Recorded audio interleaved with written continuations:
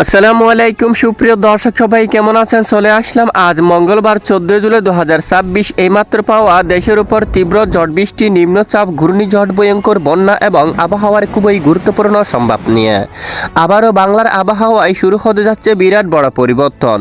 বঙ্গোপসাগরে আবারও নতুন করে তৈরি হতে যাচ্ছে এক বৃহৎ লঘুচাপ। এই লঘুচাপটি কতটা শক্তিশালী হবে এবং কোথায় আঘাত আনতে পারে, এর ফলে আবারও কোন কোন জেলায় ভারী বৃষ্টিপাতের সম্ভাবনা রয়েছে, এ নিয়ে কি জানাচ্ছে আবহাওয়ার ইউরোপিয়ান মডেল থেকে তা জানিয়ে দেব সম্পূর্ণ ভিডিওটির মাধ্যমে। জানতে হলে ভিডিওটি না টেনে শেষ পর্যন্ত দেখবেন। ভালো লাগলে লাইক করে চ্যানেলটি সাবস্ক্রাইব করে পাশের বেল বাটনে ক্লিক করে রাখবেন। আর ভিডিওটি কোন জেলা থেকে লাইভ দেখছেন অবশ্যই কমেন্ট করে জানিয়ে দিবেন। প্রিয় দর্শক বন্ধুরা, দেখুন, একটি নিম্নচাপ বিদায় নেওয়ার পর নতুন করে আবারও বঙ্গোপসাগরে তৈরি হতে পারে একটি লঘুচাপ।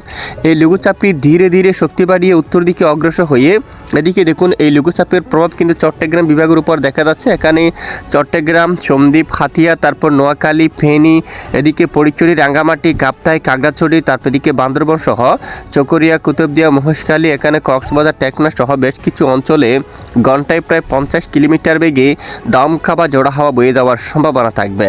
একই সঙ্গে এখানে ত্রিপুরা রাজ্য সহ এবং এখানে চাঁদপুর এবং বেশ কিছু অঞ্চলেও দমকা বাতাস প্রবাহিত হতে পারে। এই লঘুচাপের হাত ধরে বৃষ্টিপাতের সম্ভাবনা আছে কিনা, আসলে আমরা সরাসরি চলে যাব বজ্র বৃষ্টিবাহী মোড়ে।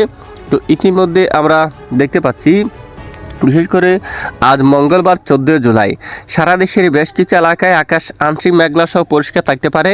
বৃষ্টির সম্ভাবনা খুবই কম থাকবে। দেশের দুয়েক স্থানে দুপুর পরে বিক্ষিপ্ত আকারে কিছুটা বৃষ্টিপাত হওয়ার সম্ভাবনা থাকবে।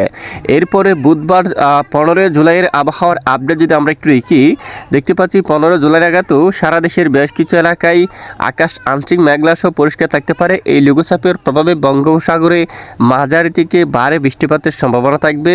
বৃহস্পতিবার 16 জুলাইয়ের মধ্যেও সারা দেশের বেশ কিছু এলাকায় আকাশ আংশিক মেঘলা সহ পরিষ্কার থাকতে পারে।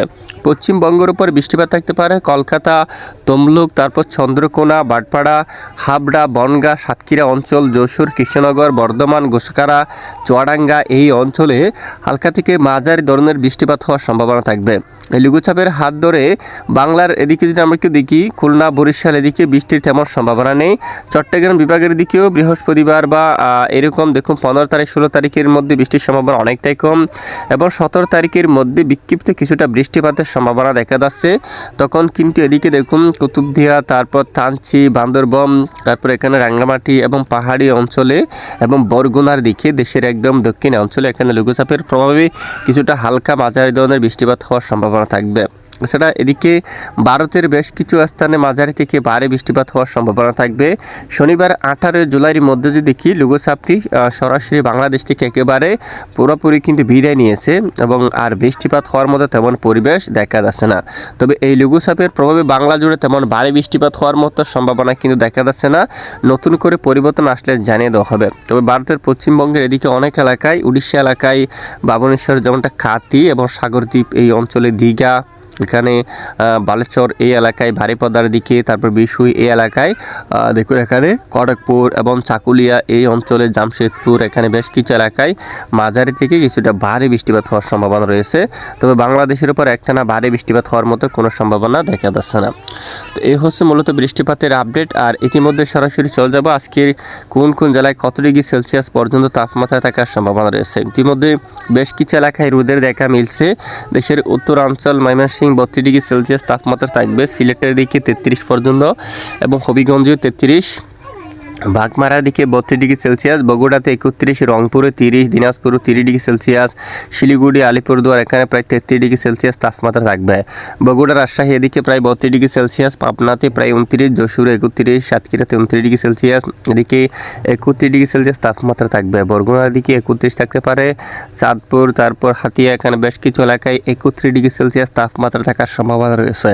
আর এদিকে সাজেক, তারপর এদিকে খাগড়াছড়ি, কাপ্তাই, রাঙ্গামাটি এই অঞ্চলের দিকে সর্বোচ্চ বিশেষ করে 3 ডিগ্রি সেলসিয়াস তাপমাত্রা থাকবে।